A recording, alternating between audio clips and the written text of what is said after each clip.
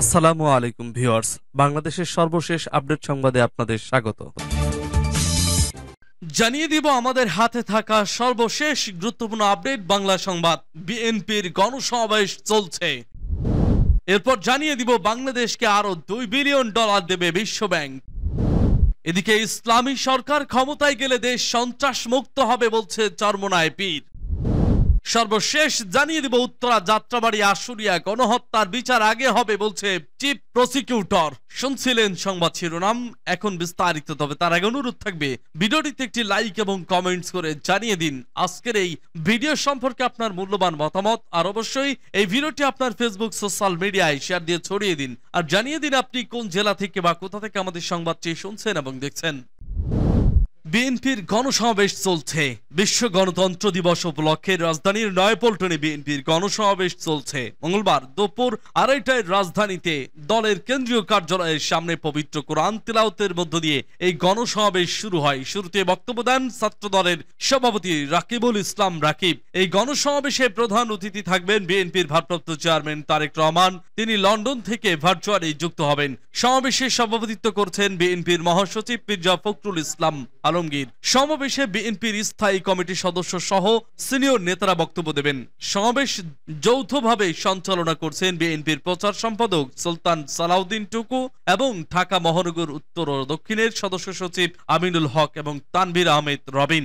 গণসমাবেশ উপলক্ষে ইতিমধ্যে নয়াপল্টন ও এর আশেপাশের এলাকার লোকারণ্য হয়ে গেছে। দুপুর 2:30টায় আনুষ্ঠানিকভাবে এই সমাবেশ শুরু হওয়ার কথা থাকলেও দুপুর 12টার পর থেকে ঢাকা মহানগরের বিভিন্ন থানা ও ওয়ার্ড থেকে নেতাকর্মীরা খন্ড খন্ড মিছিল নিয়ে নয়াপল্টনে আসতে থাকেন। বাংলাদেশকে আরো $2 বিলিয়ন দেবে বিশ্বব্যাংক। অন্তর্বর্তী সরকারের নেওয়া সংস্কার এজেন্ডা বাস্তবায়নে সহায়তা করতে চলতি অর্থ বছরে বাংলাদেশকে নতুন করে আরো $2 বিলিয়ন সহযোগিতার প্রতিশ্রুতি দিয়েছে বিশ্বব্যাংক। মঙ্গলবার রাষ্ট্রীয় অতিথি ভবন যমুনায় প্রধান উপদেষ্টা ডক্টর মোহাম্মদ ইউনূসের সঙ্গে এক বৈঠকে বিশ্বব্যাংকের কান্ট্রি ডিরেক্টর আব্দুল্লাহ শেখ এ প্রতিশ্রুতি দেন। শেখ জানান, বিশ্বব্যাংক এই অর্থ বছরে গুরুত্বপূর্ণ সংস্কার, বন্যা প্রতিক্রিয়া, স্বাস্থ্য সহ আরো কয়েকটি খাতে সহায়তার জন্য নতুন করে $2 বিলিয়ন সহায়তা দেওয়া হবে। দেশের গুরুত্বপূর্ণ আর্থিক খাতে বিশ্বব্যাংকের সহায়তার কথা তুলে ধরে শেখ বলেন, আমরা যত দ্রুত সম্ভব এবং যতটা সম্ভব আপনাকে সমর্থন করতে চাই। প্রধান উপদেষ্টা বিশ্বব্যাংকের কান্ট্রি ডিরেক্টরকে বলেন, বাংলাদেশের সংস্কারের অর্থায়নের জন্য বিশ্বব্যাংকের নমনীয় থাকতে হবে। সেই সঙ্গে 15 বছরের চরম দুঃশাসন থেকে মুক্ত হওয়ার পর বাংলাদেশের নতুন পথ চলায় বিশ্বব্যাংককে সহায়তা করতে হবে। তিনি বলেন, এসব ছাই থেকে বের হয়ে আমাদের নতুন কাঠামো নির্মাণ করতে হবে। আমাদেরকে শিক্ষার্থীদের স্বপ্নগুলোর দিকে মনোযোগী হতে হবে। প্রধান উপদেষ্টা আরো বলেন, আমি বলবো আমাদের সহযোগিতা করুন, আমাদের দলের অংশ হন। রোববার বাংলাদেশ ব্যাংকের নির্বাহী পরিচালক ও মুখপাত্র হোসনে আরা শিখা গণমাধ্যমকে বলেছিলেন, বাংলাদেশের আর্থিক খাত সংস্কারের প্রায় $100 কোটি ঋণ সহায়তা দেবে বিশ্বব্যাংক। তিনি বলেছিলেন, বাংলাদেশকে 100 কোটি বা $1 বিলিয়ন ঋণ সহায়তা দেবে বিশ্বব্যাংক। এরই মধ্যে পলিসি বেসড লোন হিসেবে $750 মিলিয়ন এবং ইনভেস্টমেন্ট লোন ও গ্যারান্টি ফ্যাসিলিটি হিসেবে $250 মিলিয়ন ঋণ সহায়তা দেওয়া হবে। ইসলামী সরকার ক্ষমতায় গেলে দেশ সন্ত্রাস মুক্ত হবে বলছে চরমোনাই পীর। ইসলামী আন্দোলন বাংলাদেশের আমির ও পীর চরমোনাই মুফতি সৈয়দ মোহাম্মদ রেজাউল করিম বলেছেন, ইসলামের সুমহান আদর্শ ছাড়া বৈষম্যহীন রাষ্ট্র গঠন সম্ভব নয়। কেবলমাত্র ইসলামী সরকার ক্ষমতায় গেলেই দেশ সন্ত্রাসবাদ ও তথাকথিত জঙ্গিবাদ মুক্ত হবে। রাষ্ট্র সংস্কারের জন্য দেশের নাগরিকদের ব্যক্তি সংস্কার প্রয়োজন।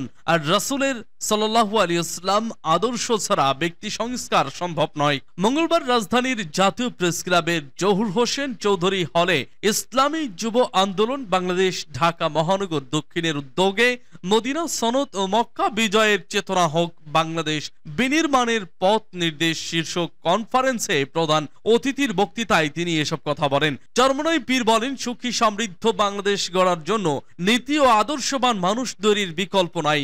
আর এমন নীতি ও আদর্শবান মানুষ তৈরির লক্ষ্যই ইসলামী আন্দোলন বাংলাদেশ ও সহযোগী সংগঠন নিরবিচ্ছিন্নভাবে কাজ করে যাচ্ছে। তিনি বলেন, ইসলাম ক্ষমতায় গেলে জঙ্গিবাদে দেশ ধ্বংস হয়ে যাবে।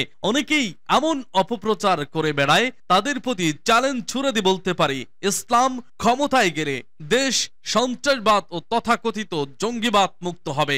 দেশের মানুষ জানমালের নিরাপত্তা সহকারে নির্বিঘ্নে জীবনযাপন করতে পারবে। মানুষ কোরআনের পথে ফিরে আসলে বাংলাদেশ হবে বৈষম্যহীন ও বসবাসযোগ্য নিরাপদ রাষ্ট্র। উত্তরা যাত্রাবাড়ি আশুলিয়া গণহত্যার বিচার আগে হবে বলছে চিফ প্রসিকিউটর। দেশজুড়ে বৈষম্য বিরোধী ছাত্র জনতার আন্দোলন ঘিরে রাজধানীর উত্তরা যাত্রাবাড়ি ও আশুলিয়ার গণহত্যার বিচার আগে করা হবে বলে জানিয়েছেন আন্তর্জাতিক অপরাধ ট্রাইব্যুনালের চিফ প্রসিকিউটর তাজুল ইসলাম। মঙ্গলবার দুপুরে আন্তর্জাতিক অপরাধ ট্রাইব্যুনালে এক সংবাদ সম্মেলনে একথা জানিয়েছেন তাজুল ইসলাম।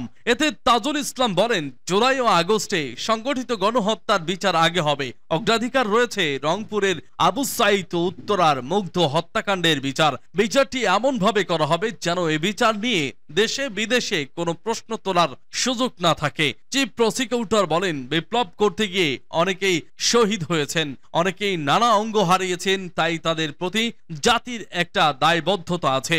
বিচারটা দ্রুত করতে হলে তদন্ত সংস্থার কাছে, প্রসিকিউশনের কাছে তথ্যগুলো আসা খুবই জরুরি। আমাদের তদন্ত সংস্থাকে ওই অপরাধের তথ্য উপাত্ত বের করতে হবে। তিনি বলেন, বিচার হওয়া সত্ত্বেও গোটা বিশ্ব থেকে কেউ যেন বলতে না পারে যে বিচারটা আগের মতোই একটা অবৈধ প্রক্রিয়ার মধ্য দিয়ে হয়েছে। সেই কারণে এখন সরকারের কাছে অনুরোধ করছি যেন ট্রাইব্যুনালটা দ্রুত পুনর্গঠন হয়। দ্রুততম সময়ে ট্রাইব্যুনালে বিচারক নিয়োগের দাবি করে তিনি বলেন, আন্তর্জাতিক অপরাধ ট্রাইব্যুনালের তদন্ত সংস্থা ও প্রসিকিউশন টিমের কার্যক্রম চলমান থাকলেও ট্রাইব্যুনালে বিচারপতি না থাকায় বিচার কার্যক্রম থমকে আছে। গত 5 সেপ্টেম্বর তাজুল ইসলামকে চিফ প্রসিকিউটর নিয়োগ দেয় অন্তর্বর্তী সরকার। তার সঙ্গে প্রসিকিউটর হিসেবে নিয়োগ দেওয়া হয় সুপ্রিম কোর্টের 4 আইনজীবীকে।